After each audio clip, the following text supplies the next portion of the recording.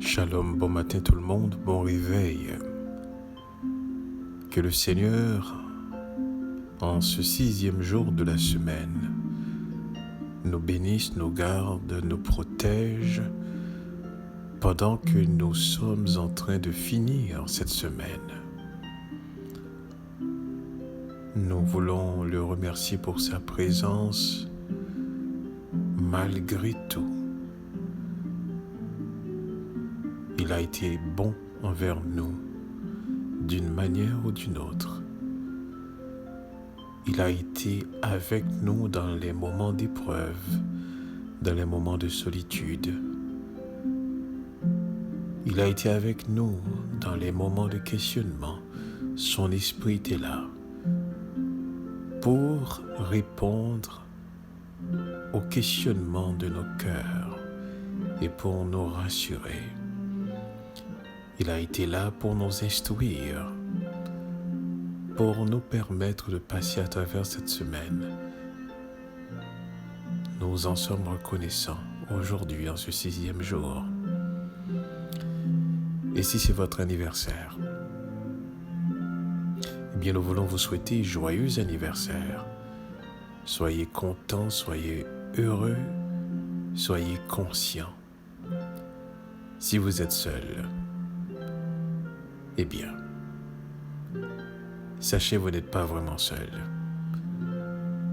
Parce que dans sa parole, il nous a fait cette promesse. Je serai avec vous tous les jours jusqu'à la fin du monde. Et nous savons, il est un Dieu de parole. Il ne mentira pas. Il est avec nous jusqu'à la fin du monde. Et moi, je voulais le remercier de manière particulière, car pendant toute la semaine, j'ai eu à confronter une douleur terrible qui est un mal de dents. Et seul, sans personne, il a su m'aider à faire ce que je dois faire pour soulager cette peine. Je n'ai pas été voir un médecin. Mais il m'a permis justement de découvrir quelques soulagements par rapport à cette douleur. Et je le remercie parce que j'ai pu quand même me lever et faire cet audio à chaque jour sans me soucier de la peine. Laissez-moi vous dire quelque chose.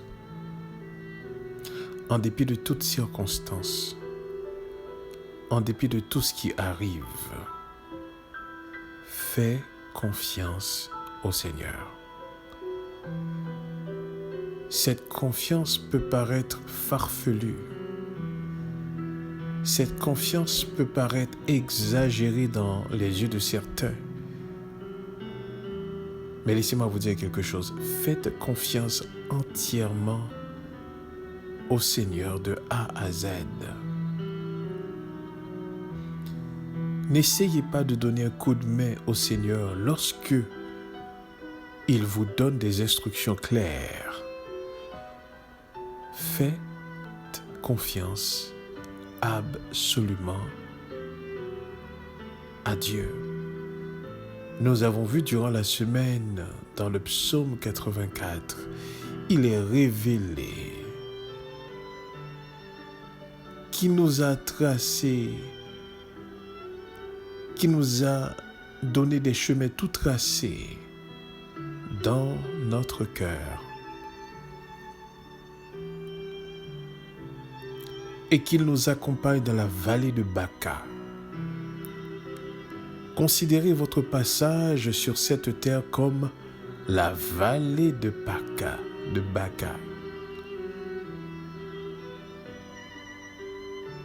Nous sommes dans la vallée de Baca. Nous ne sommes pas encore dans le lieu de repos. Nous allons vers Dieu. Et j'aime beaucoup ce passage qui dit « Il augmente la marche et jusqu'à se présenter à Dieu à Sion. » Donc, je ne sais pas ce que vous êtes en train de vivre. Je ne sais pas ce que vous êtes en train de traverser. Je ne sais pas les épreuves de votre vie, les circonstances qui vous amènent à vivre certaines difficultés ou même certaines décisions.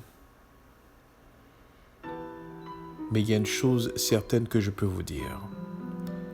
En dépit de toutes circonstances, en dépit de tout ce qui arrive, en dépit des choses comprises, incomprises, faites confiance à Dieu. Vous avez en vous-même l'esprit de vérité, a déjà mis l'itinéraire des chemins tout tracés dans votre cœur. Alors écoutez l'esprit en vous.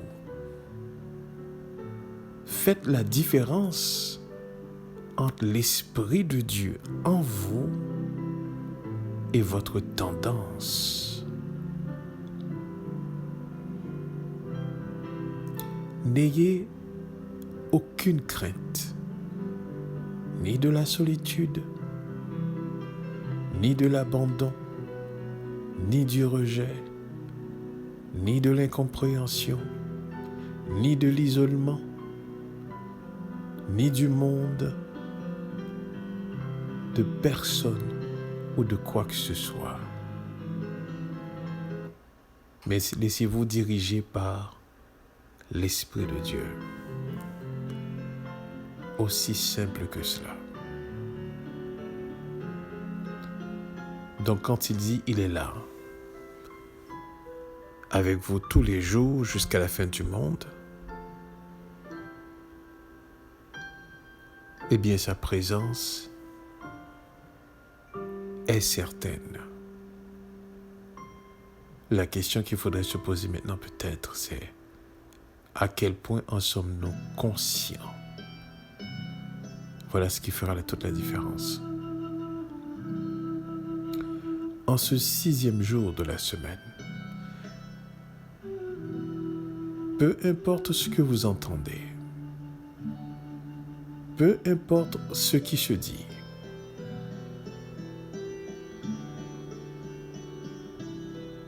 en ce qui a trait à votre vie, vous n'en êtes pas celui ou celle qui en est responsable. Nous ne sommes que des serviteurs, des servantes, ayant des missions, accomplissant la volonté de notre Créateur. N'oubliez pas, nous ne sommes là que pour accomplir une mission. Notre vie n'a pas encore commencé.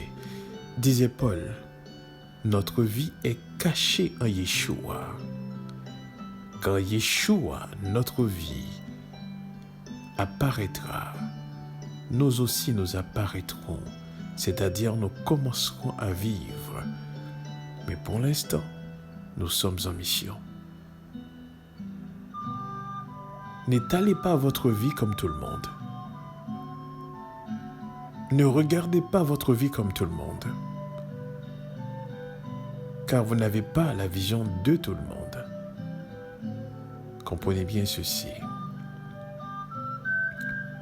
Ce matin, j'aimerais voir avec vous 2 textes.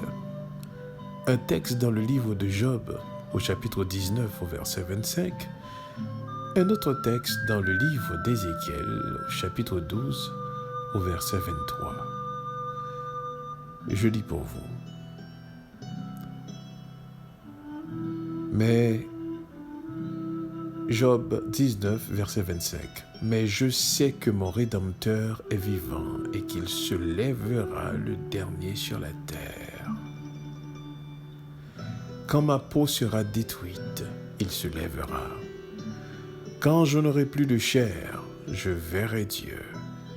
Je le verrai et il me sera favorable. Mes yeux le verront et non celui d'un autre. Mon âme languit d'attente au-dedans de moi.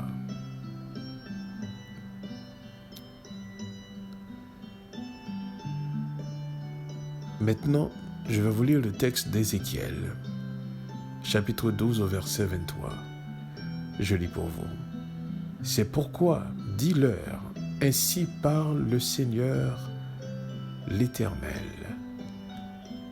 Je ferai cesser ces discours moqueurs.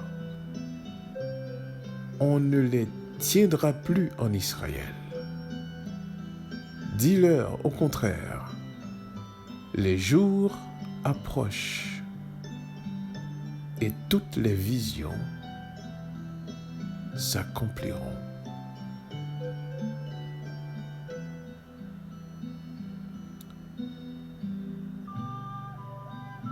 S'il y a quelque chose d'extraordinaire dans l'histoire de Job,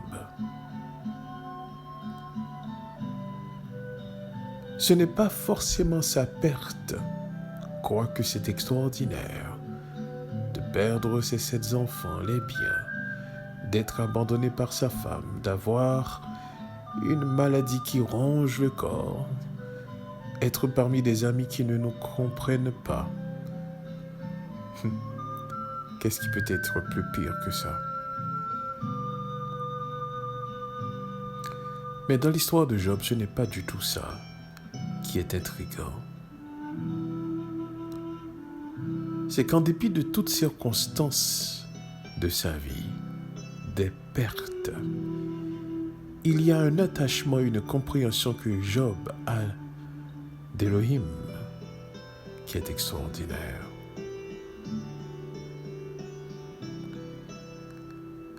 Un homme qui est en train de vivre une situation, un défi qui a été lancé sur sa vie, sans qu'il en soit même au courant.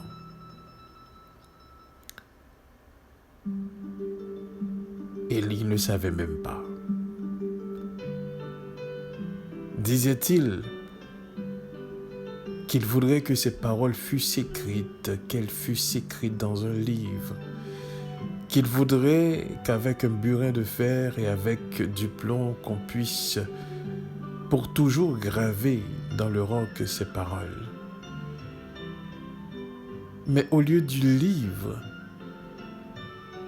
au lieu que ces paroles soient gravées, disait Job, mais je sais. Écoutez, il ne dit pas que je crois. Voyez-vous la différence? Il dit, mais j'ai la certitude que mon Rédempteur est vivant et qu'il se lèvera le dernier sur la terre.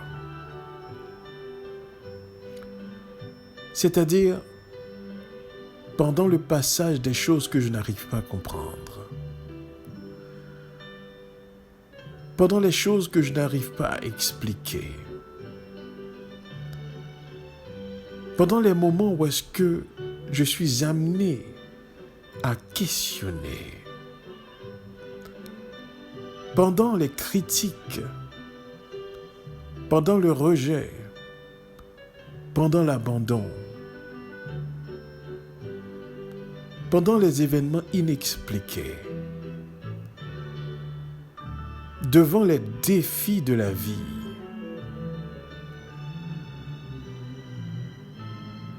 en dépit de toutes choses, il n'y a qu'une certitude qu'on ne peut me retirer.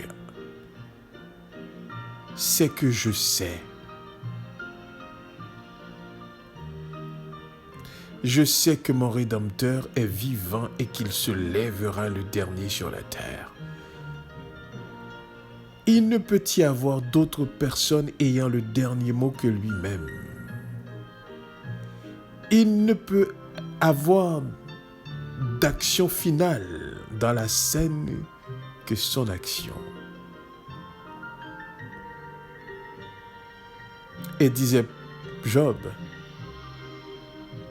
malgré qu'il était en train de souffrir, mais il dit, regarde, lors même que cette peau, ce corps sera détruite. Il n'y a pas doute qu'il se lèvera. Lors même physiquement je ne serai plus là, je le verrai. Et quand je le verrai, il me sera favorable. Et ce n'est pas quelqu'un d'autre qui le verra à ma place, c'est moi qui le verrai. Mes yeux le verraient, non celui d'un autre. Et il ajoute quelque chose extraordinaire dans ces moments de souffrance. Mon âme languit d'attente au-dedans de moi. Voici une conviction que Job avait, une certitude qu'il savait.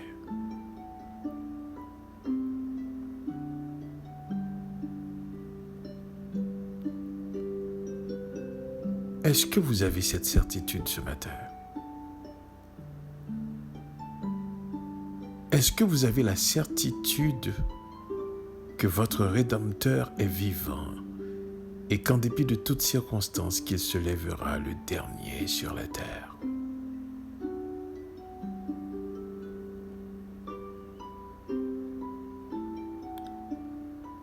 Nous avons besoin de comprendre qu'en dépit de toutes choses, en dépit de toutes circonstances, il est souverain. Et je ne cesserai de vous le dire, tout plan rentre dans son plan. Il n'existe aucun plan qui peut supplanter son plan. Peu importe ce que l'homme veut concocter, ça rentre dans le cadre de son plan. Car son plan englobe tout plan. Mais je sais que mon Rédempteur est vivant et qu'il se lèvera le dernier sur la terre. Maintenant, dans le livre d'Ézéchiel, le Seigneur, l'Éternel, parlait à Ézéchiel et lui dit ceci. Je ferai cesser ces discours moqueurs. On ne les tiendra plus en Israël.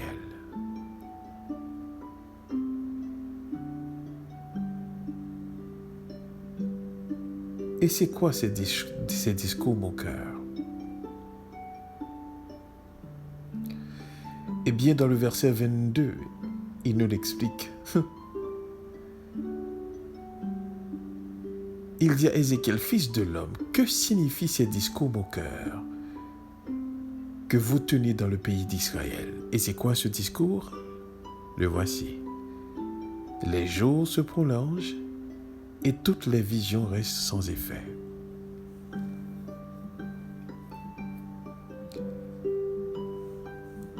C'est exactement le type de discours que vous entendez aujourd'hui.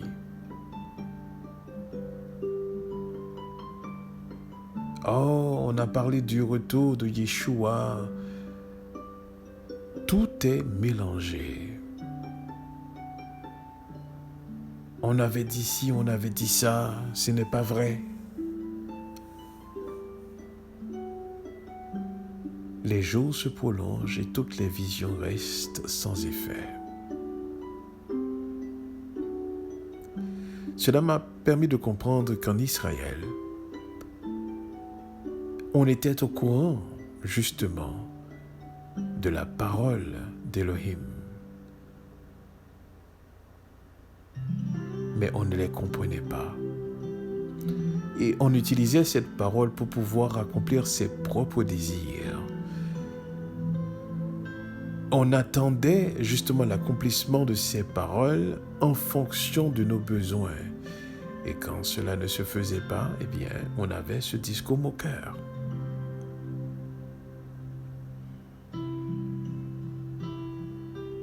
Sans que nous puissions comprendre, comme Job l'a compris, que son Rédempteur se lèvera le dernier. Mais Elohim donne encore cette garantie. Les jours approchent et toutes les visions s'accompliront.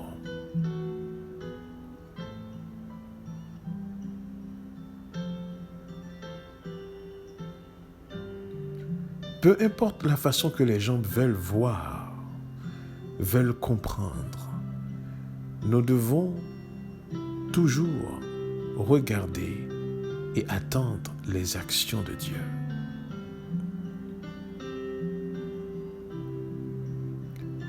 Parce qu'il n'existe rien qu'il dit qu'il ne fera pas.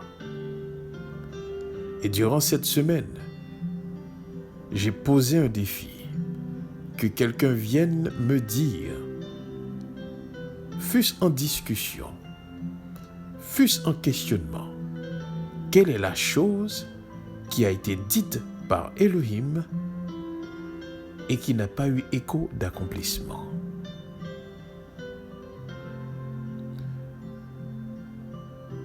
Avec Dieu, il y a 3 états.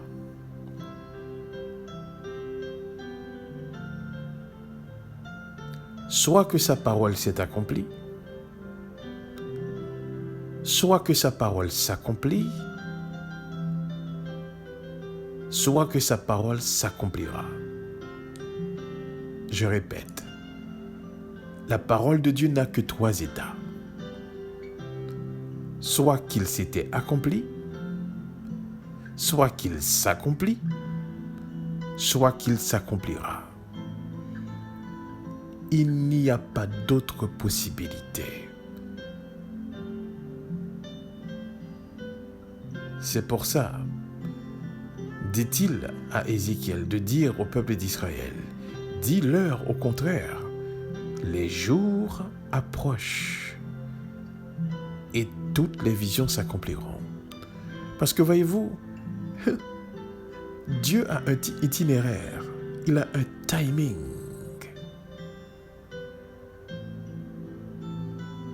Il fait tout en son temps.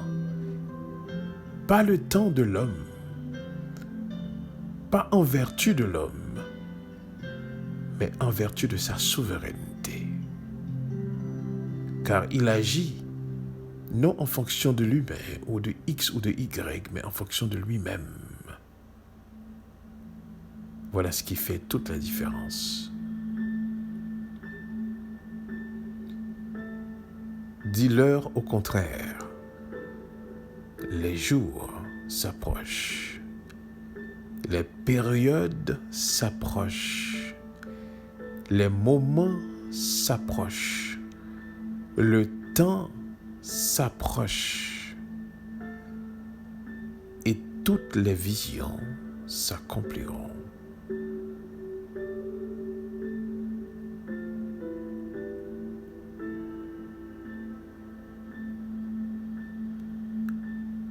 Ne soyez pas comme des personnes qui attendent en fonction d'une vision qu'ils ont. Comme c'est dans le cas de plusieurs religions, de plusieurs auteurs qui ont prononcé des paroles d'ignorance, séduisant plusieurs, discréditant effectivement la parole de Dieu. Ce n'est pas la première fois que ça s'est passé, au temps de la Réforme, qui a suscité tellement de personnes et de sectes et de religions, de dénominations, qui nous donnent aujourd'hui le résultat que nous avons. Il fut un temps en Israël aussi, et particulièrement durant le temps de captivité. C'est le moment où est-ce que Le peuple Israël se souvenait effectivement de la parole de Dieu quand ils étaient en captivité. Et ils attendaient une délivrance. Et ils s'accaparaient de la parole de Dieu en rapport avec leur situation.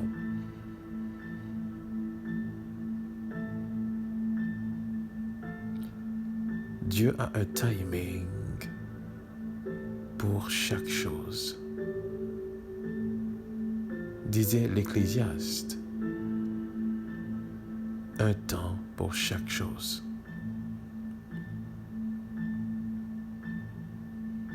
Son temps est compté. Son temps est son temps. Ce n'est pas notre temps à nous, c'est son temps.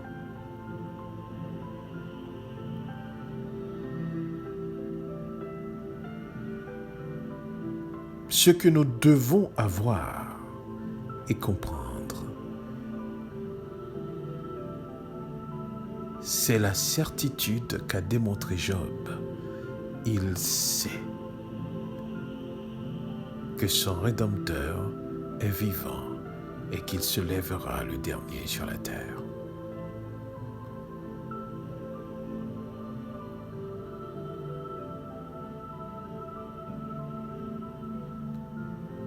Nous devons en tout temps avoir cette parole dans notre cœur. Je sais que mon Rédempteur est vivant et qu'il se lèvera le dernier sur la terre.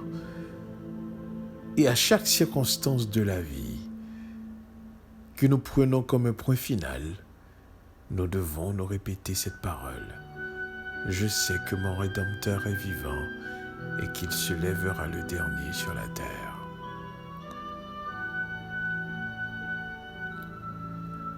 Dieu nous donne la garantie que sa parole ne retournera pas à lui sans avoir accompli toute sa volonté.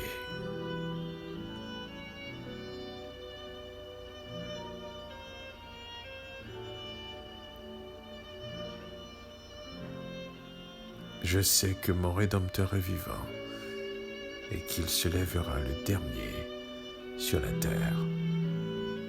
Les événements ne peuvent avoir dernier mot. La volonté humaine ne peut avoir dernier mot. L'adversaire ne peut avoir dernier mot.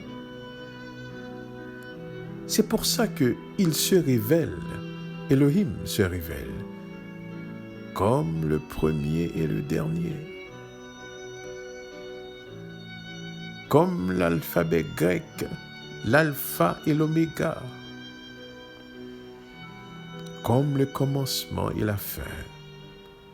Car voyez-vous, c'est lui et lui seul qui est souverain sur toutes choses. Rien ne l'échappe.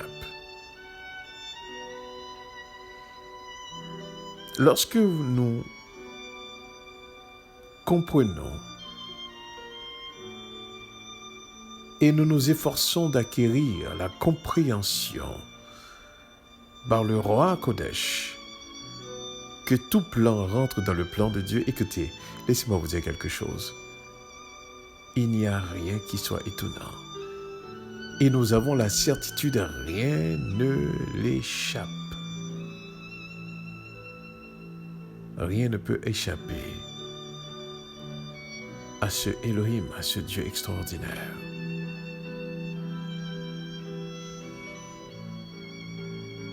Il vous laisse courir devant.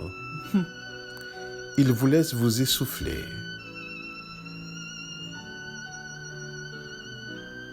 Peu importe la vitesse que vous courez, c'est à lui-même, que vous ferez face.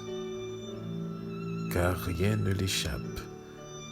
Rien n'échappe à sa volonté.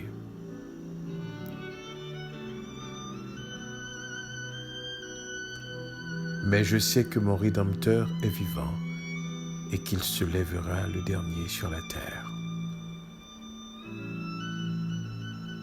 Dans toutes les circonstances de la vie, c'est son dernier mot qui compte. C'est ce qu'il dit qui est important. Et il nous donne cette garantie d'arrêter les discours moqueurs, de dire que les jours se prolongent et toutes les visions restent sans effet. D'une manière ou d'une autre, nous entendons ce genre de discours autour de nous, n'est-ce pas? Mais laissez-moi vous dire ce matin, il nous donne la garantie que les jours approchent et toutes les visions s'accompliront. Alors restons avec cette certitude, c'est lui qui aura le dernier mot. Que le Seigneur vous bénisse ce matin et durant la fin de semaine, restez conscient de sa présence. Cherchez à être toujours dans sa présence, à méditer, à réfléchir, à prier, à comprendre, à questionner. Mais faites tout pour vous approcher de lui. Car en vous approchant de lui, vous êtes heureux. En vous approchant de lui, vous devenez de plus en plus conscient. En vous approchant de lui, il augmente votre force durant la marche. En vous approchant de lui, vous êtes béni et vous devenez une bénédiction aussi pour d'autres. Que le Seigneur vous bénisse et restons conscients de sa présence. Bonne fête de semaine. Bon sabbat. Amen. Amen.